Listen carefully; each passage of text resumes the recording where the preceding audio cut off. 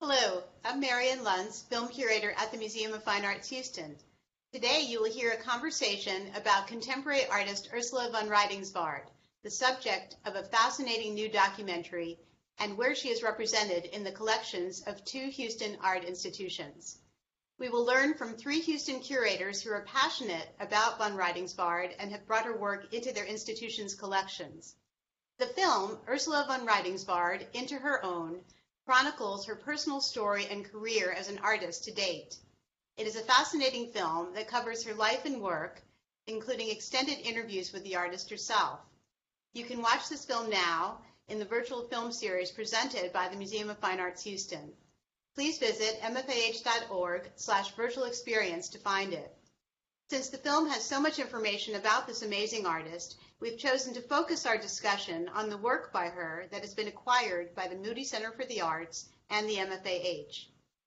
Speaking about Ursula Von Rydingsvard today are Alison de Lima Greene, Isabel Brown-Wilson Curator, Modern and Contemporary Art at the Museum of Fine Arts Houston, Allison Weaver, Suzanne Deal Booth, Executive Director at the Moody Center for the Arts at Rice University, and Dena Woodall, Associate Curator, Prints and Drawings at the Museum of Fine Arts Houston. Let's start the conversation with Alison de Lima Greene. Thank you so much, Marian, for that wonderful introduction, and a big shout out to Ray Gomez, who has made the visuals possible today.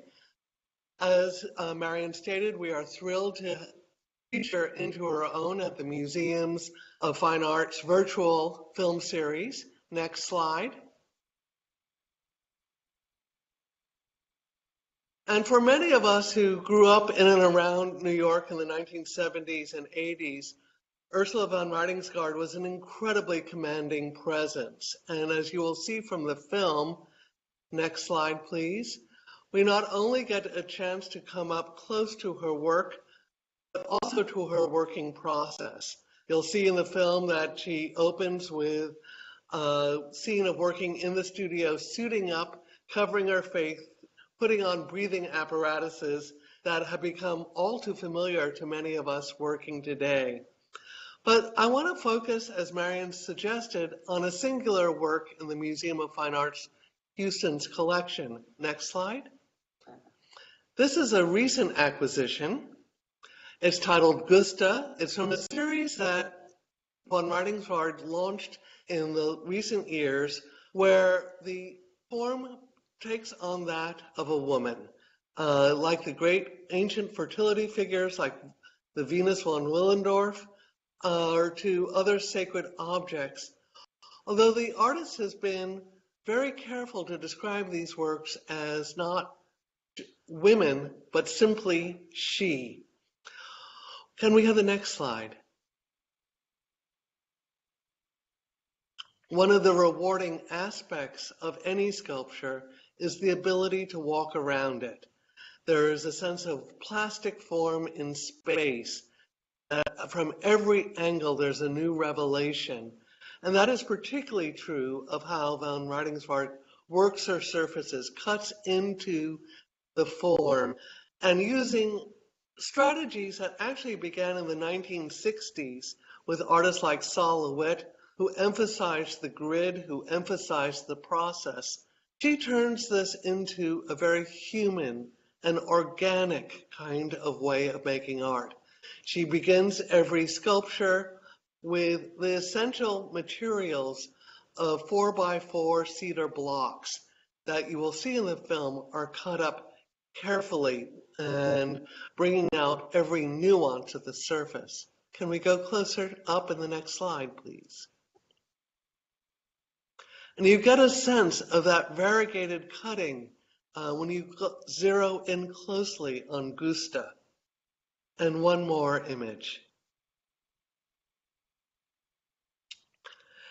And what we see in Von Rydingsvard is not just the sense of the beauty of the overall form, but the beauty of the material itself, the wood and the graphite that she rubs into it that brings out every nuance and change in the surface. Von Rydingsvard has stated she is not interested in beauty, but she seduces the viewer with the emotional intimacy of her works. We will be featuring this sculpture for the first time when we open our Kinder building, our new building dedicated to modern and contemporary art later this fall. But I also invite you to take immediate pleasure in seeing Von Rydingsvard work on Rice campuses. And so I'm now turning the microphone and podium over to Alison Weaver, who will talk about their work at Rice University. Thank you, Alison. Next slide, please. We were delighted last year to be able to acquire a work by Ursula, which is made in bronze. And as you'll see here, the form is quite similar and inspired by her works in cedar wood, such as Gusta, but in this case is made in bronze and intended to be displayed outdoors. Next slide, please. We have it installed at Rice in a courtyard that was selected by the artist, and I think the siting here is very important because the title of this work is Malutka, which in Polish means little dear one in a feminine form. And the artist really, as Alison mentioned, thinks of these works as female presences. And so in this case, this presence is embraced, if you will, by the surrounding oak trees, which are so critical to shade in Houston, as well as the arches of the neighboring architecture. And it's adjacent to a building on the Rice University campus made out of a handmade brick, a kind of rose-colored handmade brick. And as you can see, the incredibly activated surface of the cut wood corresponds beautifully with both the bark of the oak tree and these handmade brick and the textures that produces. Next slide, please. This work is Ursula's first small-scale bronze work, and it graces a small courtyard where people can walk very close and even walk up to the sculpture and touch the work, which she encourages the incredible tactility of her process, which you'll see in the film as she's making each element. It reflects the hand of the artist, as well as these forms that inspired her in nature. And I think one thing that's really lovely having these two works in Houston is thinking about the relationship the artist has to both the body and the landscape. And they come back in her work again and again. Next slide, please. The lovely Malutka here is, you can also see how the bronze is reflected in the light. So as the sun sets, it activates that surface. And one thing that's so fabulous is not only the opportunity to walk around it, but in this case, you can also see the work from the adjacent buildings as you look down. And it's literally activated all throughout. Next slide, please. And Malutka features a an extended arm or foot, if you will, almost curtsying to campus and to visitors who walk past. And we encourage you to come and visit her. And it corresponds also to the neighboring multi-trunk trees, as well as the more solid oak trees. Next slide, please. And one of the fabulous things about being on a campus is the work inspires additional creativity. So next week we'll be featuring a concert, a composition of music that was inspired by the work that'll be on our YouTube channel. So it inspires our audiences, and we hope you'll come and visit and tune in to hear the music. And with that, I'm going to turn it over to Dena. Thank you, Alison. Next slide. This untitled work on paper was acquired by the Museum of Fine Arts Houston in 2015. And I had known about Ursula Von Rydingsvard's work for a very long time, but when I came across her work in paper, I thought we must have it for the Museum of Fine Arts. She made this work in collaboration with New York's esteemed hand papermaking studio Dena, where the artist with a lab grant was in residence spanning over a 3-year period. Von Rydingsvard had once attempted printmaking, commenting that the printmaking studio she was in kicked her out due to her indecisiveness, not typical of Ursula. However, with making works in handmade paper, she is in her element. able to give this seemingly two-dimensional media a sculptural presence by toying with its physical limitations. Methodically produced and intuitively rendered, this vertical work that measures 40 by 20 inches showcases delicacy and transparency, not on a monumental scale, and can be interestingly juxtaposed with the permanence and large scale of her sculptural wooden works.